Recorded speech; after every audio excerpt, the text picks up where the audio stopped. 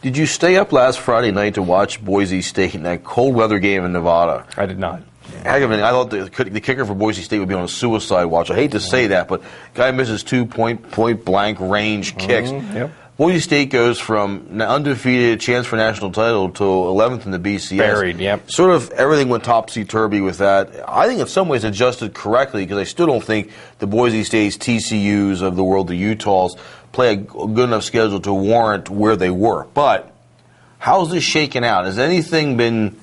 How much more shaking out and stirring do we need yet before we get this thing where it needs to be for the BCS? And the other you mean for this year or going forward? Okay, for this year, it certainly looks now more than ever. It looks like it's going to be an Oregon versus Auburn national championship game. And what I'm hearing is, even if Auburn loses the SEC championship game, they still are likely to stay ahead of the number 3 team, which is TCU. Now, if Oregon loses, which they still have to play Oregon State in a regular season game, Oregon State has not had a good year, but they're an arch rival of Oregon, and Oregon hasn't been quite as insanely dominant the last couple outings. So who knows? If Oregon slips, then we could see TCU, which is a non-BCS, non-automatic qualifier team, play for the national championship, the first time that's happened in the BCS era, and the last time it's going to happen to TCU probably because...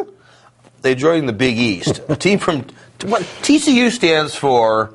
Texas Christian University. Key word here for me is not Christian University, it's Texas. The Big East Conference has a team in Texas. It's East Texas. Oh, okay. So still got the...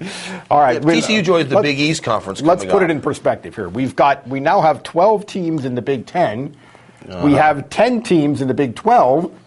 And we now have a team from Texas in the Big East Conference, which is ridiculous, except that Texas wants to be in one of these... Texas Christian wants to be in one of these automatic qualifying conferences. Their coach said yesterday, hey, people use this against us in recruiting. Well, they can't use this. Is the last thing they could say. They can't say it anymore because we're going to be in an automatic berth. And here's another interesting thing about this.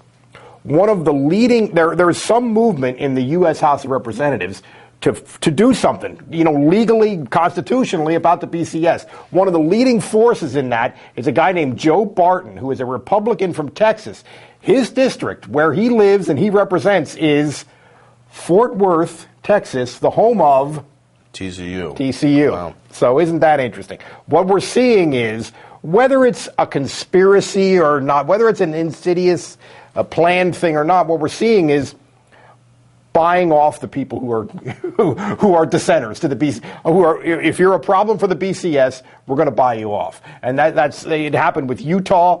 It happened with it now happened with TCU. It's probably going to happen with with Boise State eventually. And we're one step closer to maybe like 4 mega college leagues in the country, and we're one step farther away from a real national championship in this sport, which stinks. It really says a lot about our country when we've got Congress looking into BCS and not looking at Medicare and looking at balancing budgets. And I think they're looking at that too. The real American way is to buy people off. If you look at it. This is certainly evidence of that.